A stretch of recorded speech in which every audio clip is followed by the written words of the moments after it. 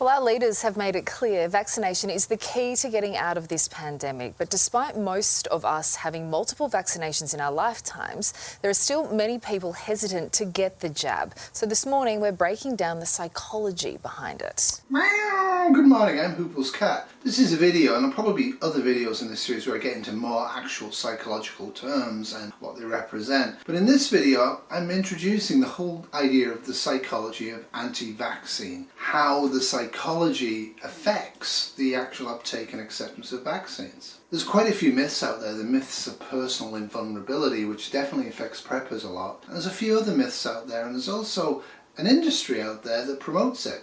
So I just want to look at that over this video, and then maybe we'll get into some of the terminology in another video. We're all human beings, and that means we're all fallible, and we're all able to provide our own misinformation and to be susceptible to misinformation. But it gets worse than that. It's like, what information is real, and of the real information, what information am I going to act on?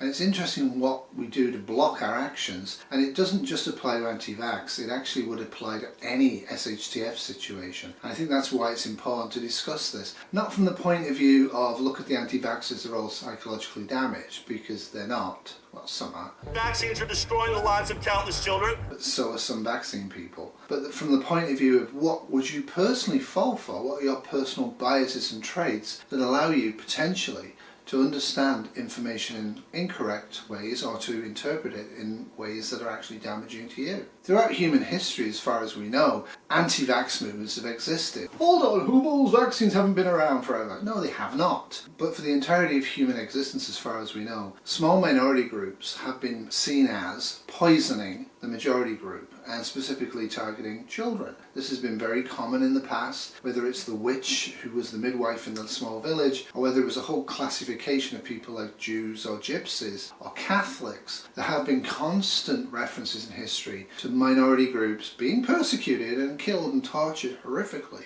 due to poisoning the majority population. Now, I know we all feel superior to the old people from the back history, the medieval days, but as beings, as human beings, we're not that much different psychologically. And I think that's one of the key things that we need to think about, is that we believe that we personally are not susceptible to misinformation, and yet the truth is we all are. I was too lazy to prove it, but actually there was anti-vax sentiment against polio. In the 1950s, Salk invented polio vaccine and saved millions of people from horrific injury and illness and death. I have been polio vaccinated. I hope you have. I hope your kids have. It's a horrific disease, and just because it's almost disappeared entirely doesn't mean that it won't reappear.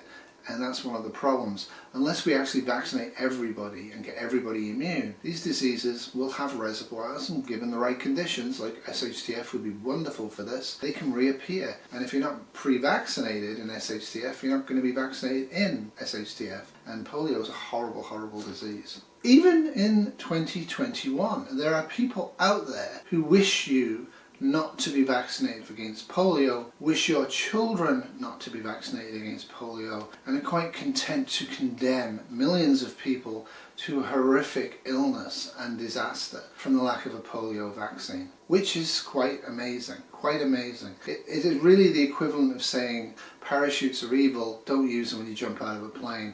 Not everybody's going to jump out of the plane, just a few people, so who cares? It's a really odd thing. Anti-vaxxer sentiment in a logical fashion is an odd thing. Of course, if the polio vaccine was wreaking havoc on the people getting it, it would be different. But of course it isn't. It was extremely safe and was extremely beneficial. And yet, today, there are people out there that don't agree with polio vaccination. We know there are some conspiracy theories out there. There are people who think the science has been rushed and they don't want to be guinea pigs and all that. But is there a root cause behind Australia's COVID vaccine hesitancy? I wouldn't call it the root cause, but I think there's definitely a bigger context here. I think the bigger context here is, or the backdrop is, of course, anti-elitist sentiment. You can't trust governments, you can't trust research experts. So I think that's, if I had to point out one particular cause, if you want to call it that, it'd be that kind of already pre-existing distrust of government officials, experts, and so forth. Again, I was too lazy to prove it, but a casual glance at prepper in YouTube will show you that most preppers are predisposed to look at the world in very dark and conspiratorial ways. This of course can be good because it preps them and gets them motivated to prep against possible disasters in the future. But it also can be bad because it can predispose them to understanding the world in different ways from what the world is actually being. However, there's numerous preppers online and other people who have, right at the beginning of COVID, back in January of 2020, started screaming that this was a scamdemic or a plandemic. The terminology is interesting. The scamdemic implies there's really nothing here to see or be bothered about, but it's being inflated into a terrible pandemic to control for other objectives. The plandemic is an interesting one because it suggests that the whole pandemic was released and fixed and designed to achieve objectives. I mean, both of those things from a rational point of view don't fit the facts. I'm sorry, they just don't. It's like the whole biolab, bioweapon theory really doesn't have much grounding to it other than a dislike of China and a need to blame something for nature's attacking us. Now yes, I know there's people out there that still believe it was planned and people out there that still believe it's a scam, but leaving aside those people, what about the majority of people who had those views or those suspicions back in the early part of last year? Have you moved on from those suspicions at this point and have you altered your position? And has your position altered to affect you in terms of you're now seeing the world differently? Like for example, those suspicions which were not true actually predispose you to then further nail it down and bite and become more conspiratorial as time goes on and the pandemic remains. So for example, if you believed it was a scam, you might be more likely now to believe that the vaccines are a scam because it was a scam in the first place in your mind and the information you got proved that to you. And it's not a scam, there is an actual pandemic called COVID-19 and the hospitals are full of it, especially the unvaccinated right now in the West, and everybody in the most parts of the world are not vaccinated. So you then transfer that misbelief into a different misbelief and it can be a cascading effect. It can actually make you create action plans and do things that are actually not great for you based upon what the reality of the situation is. The main thrust of this video, and again I was too lazy to clip people and embarrass them yet again in public, but the large number of preppers out there have wore full beards right from the beginning of this pandemic. Everybody knows who's in prepping at all that if there's an airborne pandemic you need an N95 on in public around strangers and other people. We all know that. That's a basic tenet of prepping for a pandemic. You can go back and look at my Pandemic 2019 series. You need to have an N95 on. It does not work as well as it should if you have a full or partial beard. And yet many preppers did not shave at all. They refused to accept reality, which was this COVID-19 and it's spreading and it's airborne. They've refused to accept that all the way through the pandemic and haven't shaved, which I find fascinating. And I've done stuff on this before because it shows a complete and absolute betrayal of prepping.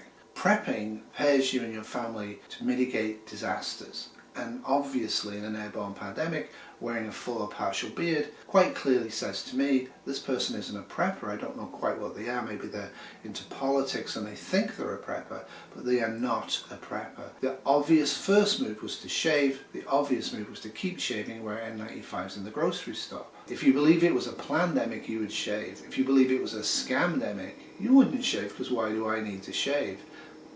It's an interesting thing, and these people are absolutely, to this point, still doing videos, still have lots of people watching them, people who are in the same state of denial and misunderstanding of what's going on as they are, and that actually creates a bubble where they all feel right and everybody else is wrong. But the mythology of prepping, and this really refers to hippie new age people as well, they're really bad for this one, is that I personally am too young, too healthy to catch the disease, and if I do catch it, I'll be fine. Just look at any of the stats, you'll see that people in all age groups catch it, you'll see that people catch this without preconditions. You are of course taking partial reality and twisting it to fit your worldview. The partial reality is, yes, the older you are, the sicker you are, the more likely you are to catch COVID-19, the more likely you are to get sick from it, the more likely you are to die from it. But there isn't a magical fitness level or a magical age where you are immune. Vaccines don't make you immune from COVID-19, they just make you almost immune. So anybody out there who's got a handle on reality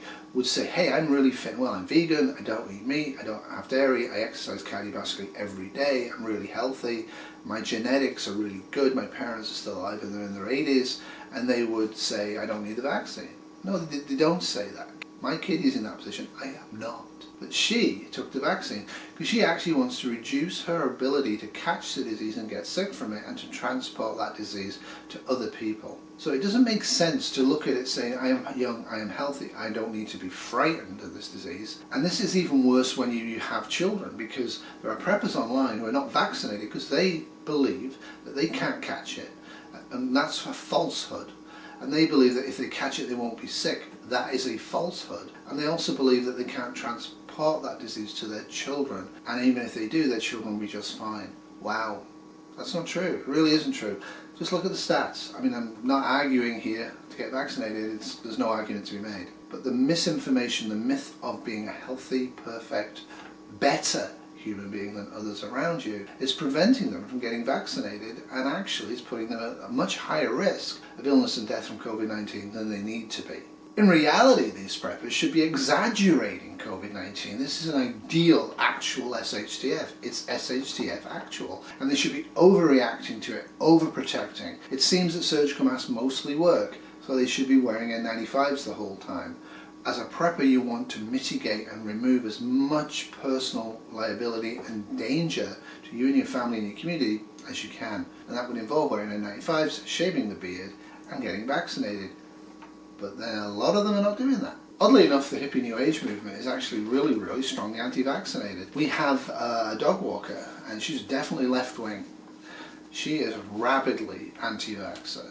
She has said to us, but you haven't seen any COVID patients. And we say, yes, we have. And she says to us, but they're all old. And we say, no, they're not. And then she says, but they're all sick and beforehand. And we go, no, they're not. And then she just goes blank, rejects our actual experience, our actual reality working in a major teaching hospital, and carries on being anti-vaxxer. So far, she's been lucky. She doesn't wear masks, she doesn't wash her hands. We didn't really use her at all until after we'd been vaccinated. And she'd lost income from that because she actually has suffered big time in COVID. And that's the other thing that makes it more predisposed to falsehood information. She lost her house and she lost everything because she couldn't get Canadian assistance because she was stealing money from the government, taking cash, not paying tax. So when she lost her livelihood and everybody stayed at home and stopped using dog walkers and dog sitters, she had no income, but she couldn't claim it. So she lost her apartment, she lost her car, and she has to live again with her mother. So she's bitter and angry at the whole idea of COVID. She doesn't take personal responsibility. She could have registered as a business, she could have paid tax, and she could have got Canadian employment assistance. She could have done all of those things, but she made a greedy decision to actually work in the black economy, and then when the black economy went away, she becomes angry at the reason it went away. She doesn't become angry at herself for denying COVID now, and also for not paying tax in the first place, which would have given her societal benefits during COVID. We do not want our children experimented upon. Of course not, but... With really compelling headlines like, my child was never the same again. Lots of regression, lots of death, lots of babies dying. That kind of thing is really scary. When they see posts like this, Megan and Tara begin to doubt. I didn't want them to be the tiny percentage to be injured by a vaccine. I just kind of froze in fear and didn't make any decision at all. But when they do more digging, they have trouble verifying the claims. I thought there was this wealth of well-documented, well-referenced, like incontrovertible evidence that all the claims that vaccines are bad for you. All this smoke, where's the fire? Why would you ignore the clear risk of a disease? We had made the decision to vaccinate them, and the reason that we didn't make the appointment is because they were coughing and they were sick. And it was the whooping cough. Thousands of children died every year before the vaccine existed, and kids who get it today can still die from it. These are Tara's kids, all infected. Megan's 3 unvaccinated kids end up sick too. They're put into quarantine. Like my youngest was a year old and he was born premature. So had that happened a year earlier, he could have died. I cannot even explain like the self-recrimination and the guilt and the fear. I was like, I did that. We're vulnerable to misinformation because we so dearly want to do the right thing. Why would you ignore the clear risk of a disease to opt by default by declining the vaccine for the much huger chance of disease illness compared to the side effects of the vaccine? It doesn't actually make sense. If measles causes 1 in 1,000 kids that get it to have severe brain abscesses and death, seizures, retardation, 1 in 1,000, which it does, and the side effects affect 1 to 2 children in 1 million doses of the vaccine, usually not as badly as a normal case of measles will affect them neurologically, why would you even hesitate about vaccines? It's the most significant medical issue in society today is the injury from vaccinations. But it's not. This is a war for our children. But it's not. This is a war for their minds. But it's not. For their bodies.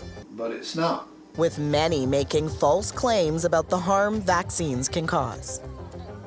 I know that it can cause allergies, autoimmune issues. There's spectrum autisms. Eczema, seizures. These are things that are affecting children. There's no evidence to support any of the concern. But it only causes seizures in a tiny handful of people, and as the doc says, temperature increasing causes seizures in young kids. It's a whole bunch of things causes seizures in young kids. The vaccine may or may not be causing the tiny, tiny handful of seizures that they're seeing, but the risk of measles is much, much, much worse. And not only is this isn't even speculative, this is what the science says. Let's go through some of the claims. Allergies? No evidence to support it. Autoimmune disease? But no evidence. What about seizures? There are rare risks where kids do have seizures. You have to remember that kids can get that kind of seizure from a variety of ailments. You have, on the one side, the hardcore anti-vaxxers. Then you have the vaccination hesitant. These are people that are uncertain about whether they should get their kids vaccinated. And often these are just people who are trying to do what's best for their kids. Why do you think vaccine hesitancy is so common? I think it's common because, unfortunately, the anti-vax messaging is working. For an event with 400 people, it'll cost $10,000. They must be aware of this science, and this is a way of creating celebrity, this is a way of creating demand, this is a way of making a living. Could have done a whole video on this, and I'm not. The anti-vaxxers, the leaders of the anti-vax movement, are very, very well paid, very, very well supported, and I have strong doubts about this. I do think there's nation states behind the anti-vaxxer movement in the West against COVID-19 because it's in their best interest to have us in disarray, because logically pretty much everybody would be vaccinated.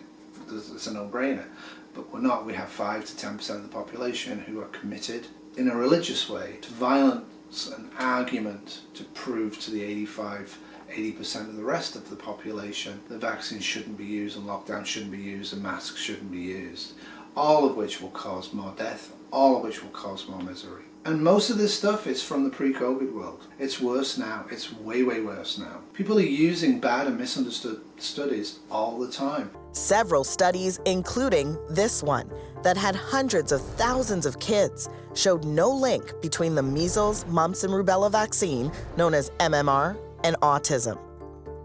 Yet it's the biggest myth that persists, and it can be traced back to this study, with only 12 children. The study linking MMR and autism is a sham? It is a sham. It is, and it's been debunked. It was shown to be completely fraudulent.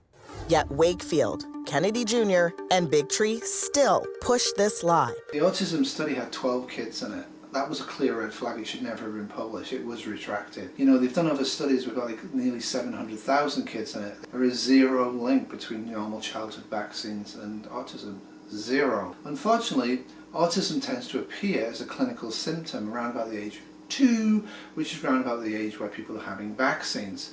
There is a correlational link that isn't causational. So people believe, I had my kid vaccinated last month and now they've got severe signs of autism, it was caused by the vaccine. Nah, it probably wasn't. Probably caused by multiple factorial things, but the vaccine isn't one of them. Robert Kennedy Jr. has a very compelling video. It is the most potent neurotoxin known to man that is not radioactive. However, for COVID-19, there is no such thing as vaccine hesitancy anymore in September of 2021. The data and the statistics from across the planet, not just locally, absolutely prove that being unvaccinated or partially vaccinated right now with COVID-19, specifically with Delta, is a huge mistake. It's a huge danger. It's not even close. The side effects are very trivial. As I keep telling people, both me and Kitty have seen 0 admitted hospital patients with vaccine side effects in the entirety of this pandemic. We've seen hundreds of people come in with COVID, and we've probably seen over 100 deaths or more. As I've done before, I mentioned it before, I mean, you can't deny the reality of COVID, and now most of them aren't. They've changed from Scamdemic. Because, you know, hundreds of thousands dead in America, over 100,000 dead in the United Kingdom, I think nearly 28,000 dead in Canada, and rising. I think almost everyone knows someone that has had a kid with an adverse reaction. I personally have not experienced that with my kids. But I know people that have. What did happen with the friend of a friend of a friend, or I've read it online in Facebook about this damaged kid from the vaccine, so therefore I personally see that child, so my kids aren't being vaccinated despite evidence that I'm playing a lottery here with very stacked odds against my child. One of the things I found interesting with COVID was it's actually gone the other way. A lot of the anti-people will actually say things like, well, I haven't seen any COVID near me, somebody's friend of a friend may have had it but they were fine, or somebody's friend had a vaccine reaction. I mean, you hear about vaccine reactions all the time. Eric Clapton goes on about his. He was in bed for a week with flu symptoms. That was his reaction. He didn't die, didn't go to hospital, and yet that means that he shouldn't have been vaccinated and he should potentially be one of the dead. It logically makes no sense. But it's not about logic, it's about misinformation and belief and how people process information. You need to know who's got COVID to act on COVID. No. If you're a prepper, you're not going to wait for the nuclear bomb to drop before you actually buy a Geiger counter, are you? For me and Kitty, we know of actually nobody personally who's died. We know of a lot of people personally, co-workers and friends, who've had COVID-19, maybe about 15 to 20 of them. Pretty trivial. However, when you expand your ability to understand and believe other human beings, for example, Kitty's sister has had 2 people she knows catch COVID-19 and die from it. The statistics are pretty trivial. 27,000 with a population of 37 million. It's no big deal. We should just be open up. Why interrupt the economy? Because we interrupted the economy, we have such low death rates. It would have been a lot worse. Parents won't vaccinate because they don't want to be responsible for harming their child. It's so dangerous to vaccinate. We're just not going to do it. That's it for me. Feel free to give me a thumbs up. Feel free to give me a sub. I don't really care anymore. But there will be another video on this where I actually do look at the specific different types of reaction to psychological input information based upon vaccines and why people are making the choices they make. Because it's not just about risk analysis. If it was about risk analysis, everybody would be vaccinated.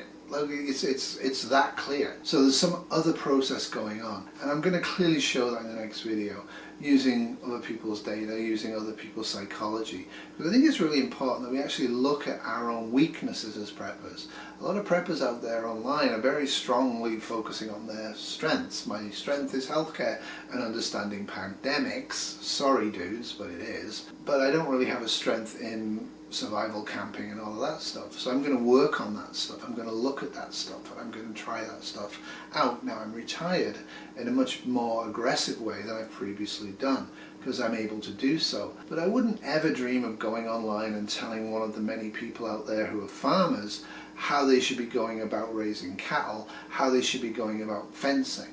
I respect their professional ability to actually do the job they do. Lewis Mosaic Master 1, I wouldn't do a video where I explained why I believe he's wrong how he mixes his concrete for his buildings, because frankly I don't know enough about it. But it seems fascinating that people are happy to make videos attacking me personally, and also the whole idea of the pandemic, because they don't believe my information. I've been told over and over and over that I've been misdirected, I've been lied to, and I'm not understanding the data.